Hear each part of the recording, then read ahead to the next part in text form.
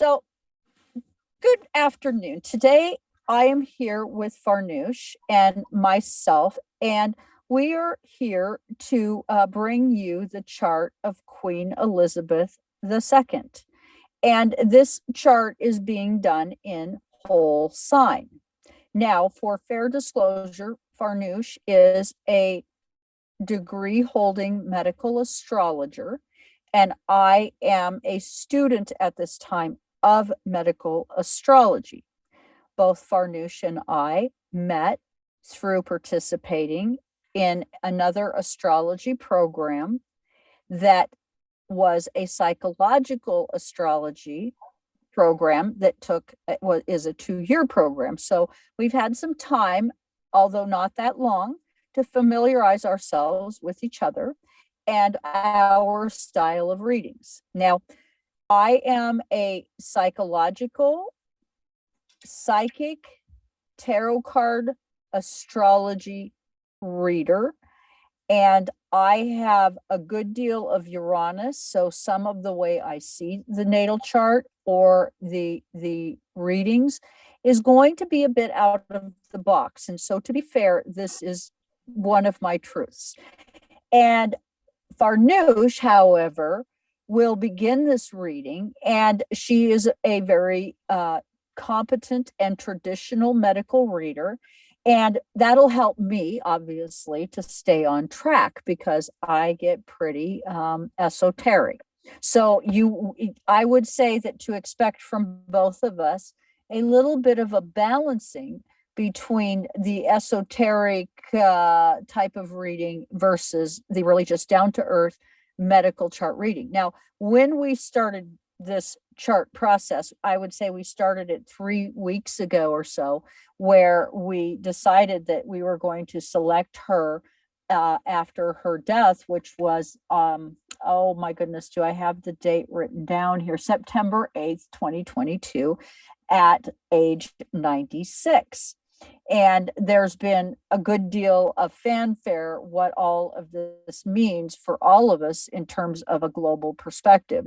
There's a lot of fear, and that will not be where we go. We will not be providing any political type of commentary, and nor is this reading to be taken as a political reading. This reading is for entertainment purposes only. We are not diagnosing, nor are we medical doctors, and nor are we allowed to diagnose. We are providing education. This is an educational process that we are entering into. And so any and all things said may be taken with a grain of salt, plus or minus your choice. But from there, I now hand this over to Farnoosh to begin explaining Queen Elizabeth II's natal chart. Thank you so much, Deborah, for that beautiful intro. So, as you said, Deborah, we're going to be looking at it from many different angles. Of course, there's always the psychological aspect too that we'll look at, because that's very much what we love, to look at the connection between mind and body, right? Correct, yes.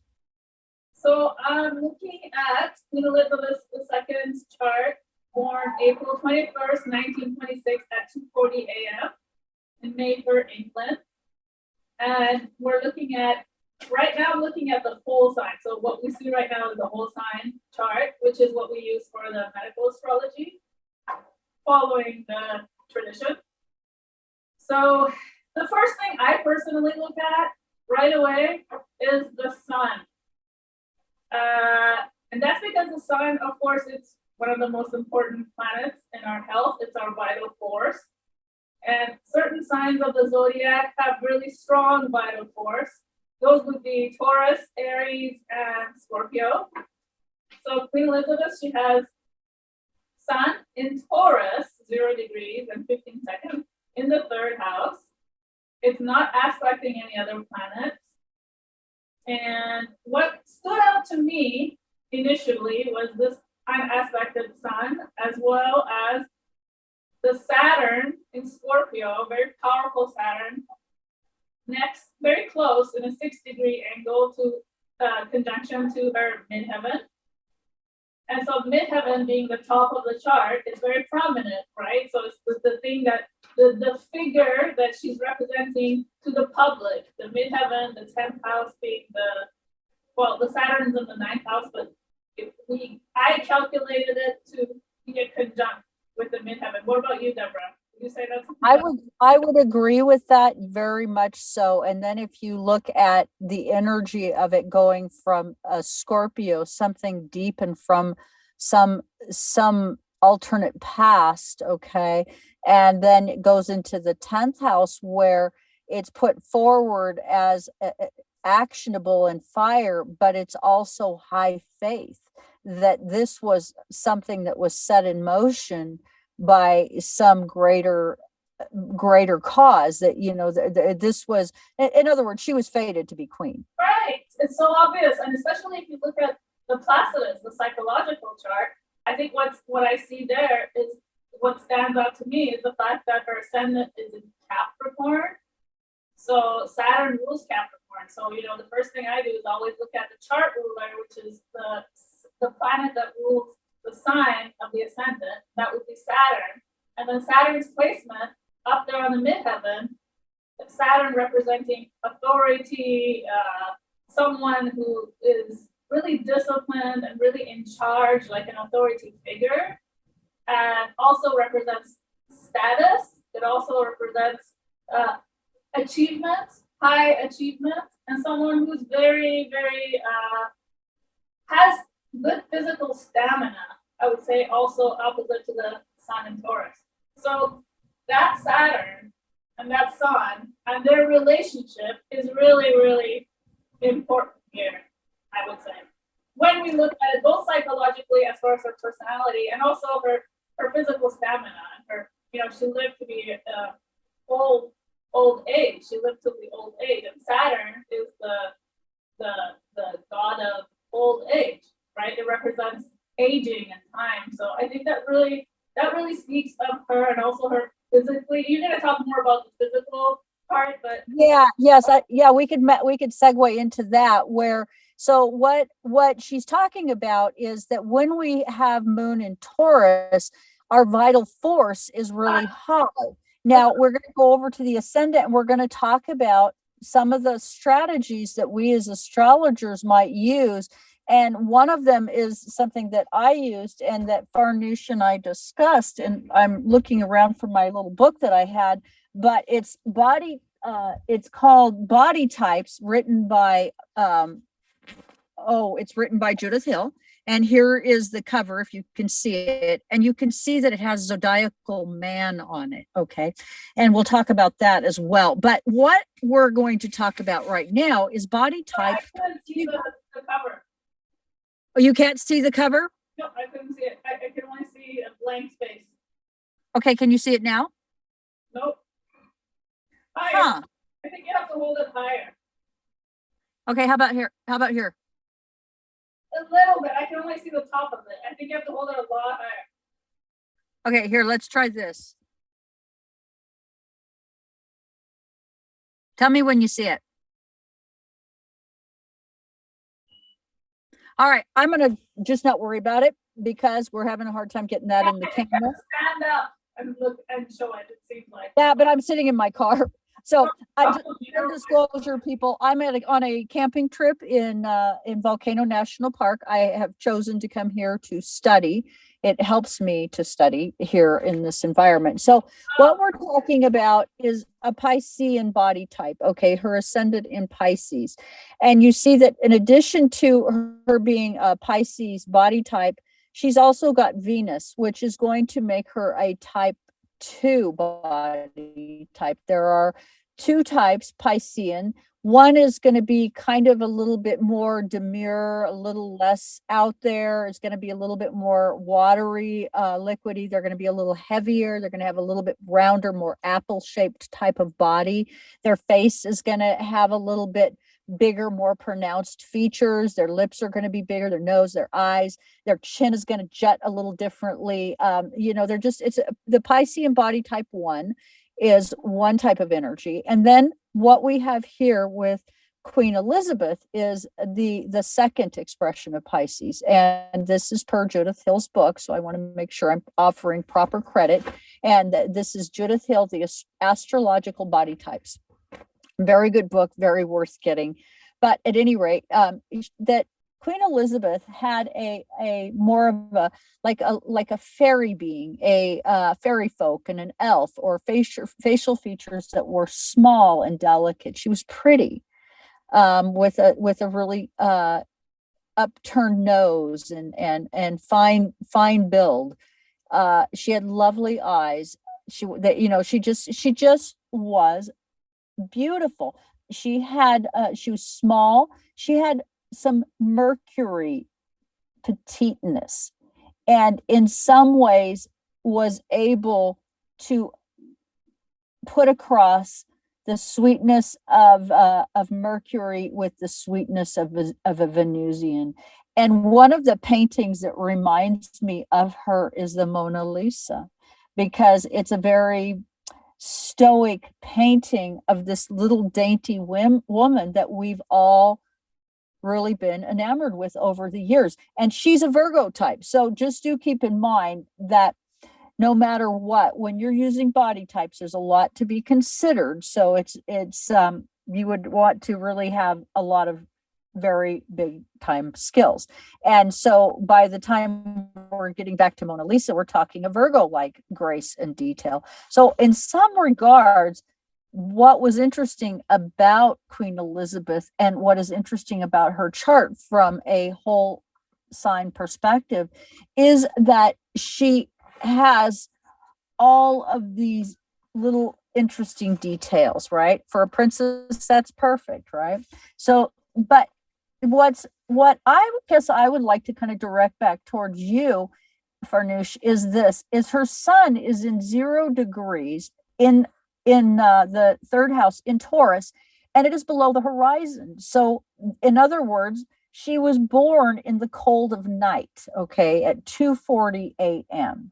So that is telling me that she's not necessarily, for someone who has a Taurus sun, all that sensitive. And in addition to that, there's only one planet in Earth, and it happens to be the sun that's connected to nothing. How would you interpret that? Right. That is a very, very good insight and observation. Because yes, you're right. The Pisces ascendant, and also the Neptune being at 10 degrees to the moon. I mean, it's a little bit of a far conjunction, but it's still within the vicinity. So she has that Neptune, Pisces, Venus in Pisces is always highly sensitive. But then she's got that unaspected sun in Taurus, very like sturdy, stoic Taurus on its own, disconnected from all the other parts of the chart. So, that's a really, really good point. That is the only one in Earth. So I would say that, I mean, you said it beautifully, that it would make her less sensitive. Yes, and I think that what we have seen or witnessed as people observing her and have scratched our heads and not really fully understood is perhaps some of the collateral damages to her children, because from our perspective, they've lived the perfect lives. Very, they're the monarchy, right? They come out on the stage and they look beautiful as a family. But what I really guess I'm wondering maybe is, okay, she has this exalted sun, or excuse me, this exalted moon in Leo in the 6th house, squaring her sun in some ways. Now that, again, we're talking very loosely orbed, but in medical astrology now, this is something else that we consider. The sun and the moon are so important in terms of our vital force. Yeah. We have to look at where these features lie. And in this sense, both her sun and her moon are below the horizon, meaning that it's very difficult for her to actually be receptive and see the needs of her children. And that's that, because it's in Leo on top of it and in the details. So, and we think of our moon as is the quintessential mother. And what you said about the moon and the sun being on the bottom of the horizon, I think this is a very important insight, because the first word that comes to me, just by that description alone, the moon and sun being below the horizon. So imagine like dark of the night, in the middle of the night. I sense this coldness. Yes. Cold. Yes. And what is one of the chief complaints about this person? Well, if you happen to be someone of, shall we say, a foreign person, there are many complaints that she has been disregarding to those of ethnic nature, right? And we don't have anything to say, in terms of that she's committed any kind of acts of darkness that we could actually point to, but because as a queen, she's more of a figurehead. She's not really in charge of the policies any more than you or I would be. And I think that's a fairness that we need to offer her. Yeah. And I think, but just looking at it astrologically, Aquarius being right opposite to that moon, right there we have two planets in Aquarius. And Aquarius is the coldest sign in the zodiac. So the moon doesn't really have a good relationship with Aquarius, right? Because the moon doesn't want to feel cold, because the moon is already cold. The moon needs a lot of nurturing. And then, so I think that, as well as the sun and the moon both being below the horizon, as well as the sun kind of being cut off. It's like cut off from the rest of the chart. So I was talking to Deborah earlier. We were discussing how she, in order to be queen, she really had to take on a certain role. So it was like she had to let go of a part of herself, her own identity, in order to play this part of the queen. And I mean, that must have been really hard, but she really felt like it was her calling to serve the country and be the queen. So I guess a sense of self-sacrifice also comes here. And then again, I look at that Neptune in Leo, and the sun that rules Leo is by itself there, right? So I just see the connections there. What do you think about that?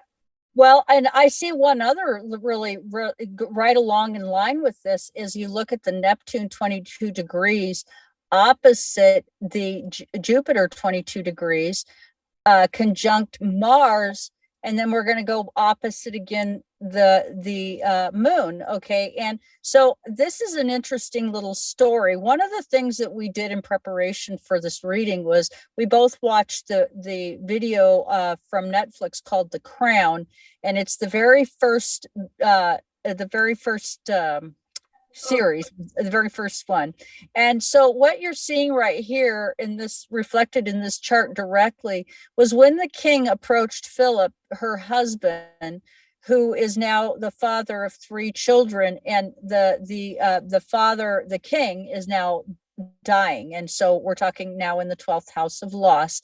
He approaches Philip and tells him that he needs to give up his career in the Navy. So the details in Leo in the 6th house, he's a Navy man, and that is his passion, his love, his moon. That's where he feels the most at home. He feels in that watery place, but he's being told that in order to be with this fiery energy, this mutable energy, he's now in the 6th house. He's being told that, okay, you need to step away from your career and support the queen. So you can see this in this stellium right there, 12th and 1st house, where Mars would represent Philip.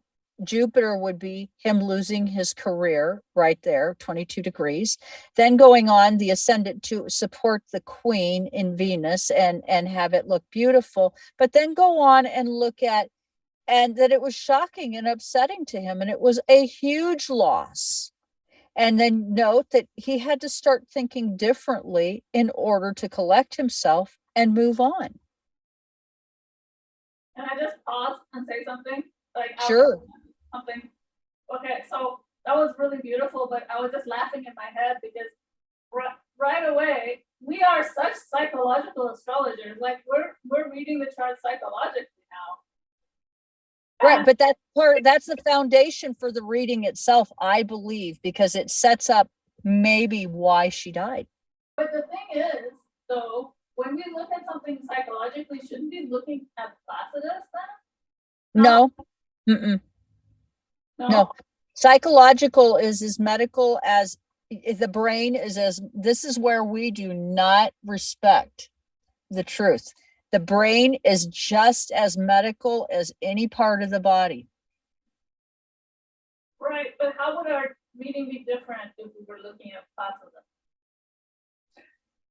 Oh, it'd be a lot different because we'd really be digging into her disassociation. We'd be providing diagnosis. Okay, Well, should we for say the something at this point or not? Because I'm wondering if someone in the audience is going to be thinking like me. yeah, go ahead and cover that. Yeah, because that's important. That's again. I'll just start from here then. Okay, go ahead and take it over. So I just wanted to say, I mean, we're going to continue with this flow, but I just wanted to add for anybody, in case anybody's watching and wondering why we're talking psychologically, even though we said that medical astrology, we look at whole signs, and psychological astrology, we look at Placidus. I just wanted to say that Deborah and I, we always see both the psyche, the mind, and the body connected. So as a whole, as we're approaching this, we're going to be talking kind of back and forth between psychological as well as the medical. But if we were just going to talk psychological, we would focus a lot more in depth at, you know, at what is going on with her psychologically, with her self-identity, this dissociation thing. But right now we're just kind of surface looking at them. We're touching on them, but we're not really looking at them too much in depth, right? Correct, because the mind, the body, and the soul, we are connected up in various ways. And when you break down and separate out parts, you miss important details. So for that reason alone, we are going to just more or less stick with the kind of the way we've learned it, which, you know, of course, in all fairness and authenticity, this is the gift that we bring, that Farnoosh and I bring to the reading itself, to the reading process. So, and one of the things that I'm looking at here in this chart, okay, her issues below the horizon, but you can see that she's got 1, 2, 3, 4 of her planets, 4 of the of what we're going to be looking at, the 10 different important things are in personal houses. Okay, they're in a personal location. And then we're going to move over into look at the fifth and sixth house, where she's got 3 more. So all 7 of these planets are happening below the horizon. 4 of them in personal, 3 of them in transpersonal. Her Saturn is in the range of universal, and her Mars and Jupiter are in the same. They're in universal in Aquarius. So when you break down the medical, how would you see these issues as well? Okay, and another thing that we do in medical astrology that's really important, we're looking at quincunxes, and those are going to be assignments in the chart that are 5 houses separate. And so you can see right over here, she's got her ascendant in Pisces, quincunx her natal moon in Leo. And this is significant, okay, because this is telling me that this, whatever medical issue, that this dramatic problem that she acquired somehow in the public, right, being largely in public, okay, and a communicable, I would say the Leo suggests in the 6th house, it was a communicable disease. It was something that was being that was actively going on, that caused her death. And so you can see this in the quincunx, and then you see that she's got Pluto quincunx her midheaven in Sagittarius, which further says that it was something of a toxic nature, kind of watery, okay, that more or less was fiery and hot. So there was like an infection. But in this sense, now in the fifth house, it's going to have an indication of heart. And because we're talking in Cancer, it's going to involve the valves. And one of the things that we know about this, and it is quincunx, is that she could have developed leaky valves and suffered from a pulmonary embolism. This was one of my takes. Now, Farnoosh, I don't know if you had a different take on this. I know that we've walked through and we've looked at this and we've decided that that was a good take and we were going to. Yeah, I like that take as well. Yeah, we've been looking at it in detail. Right. And so when we read, I want to make this clear that it does take Farnoosh and I a good deal of time to actually assess the chart and come forward with a reading. And that being the case, because we want to provide you the best reading we can. And that, this medical astrology that we're doing is really, in a lot of ways, going to be a very new way of looking at medicine and how to care for your body. And Queen Elizabeth, being, that she was 96 years old and Taurus, she lived a very long and healthy and fortuitous life compared to many, and if not most. And so, she had an amount of fortune given to her that many of us would have just really loved to have enjoyed, but, did not have such luck. Ask that you hit the like, share, and subscribe. I don't grow without your help. And please do leave a comment. I'm looking forward to turning this into a lively place. If you have something that you would like me to read on, please do leave it in the comments below. I will get back to you on any and all comments. And I look forward to developing with you, and my site, www.twiggy, TWIGGIE, went live yesterday.com. It went live yesterday, and we are about ready to do a rollout. I graduate in a week and a day, so with my program. So I will be a 2.5 year in diplomaed astrologer, psychological astrology. I will be continuing my education starting July 15th in medical astrology. If you would like a reading, please do go to twiggy.com and book yourself a reading. There are some options now available. I have highly limited availability.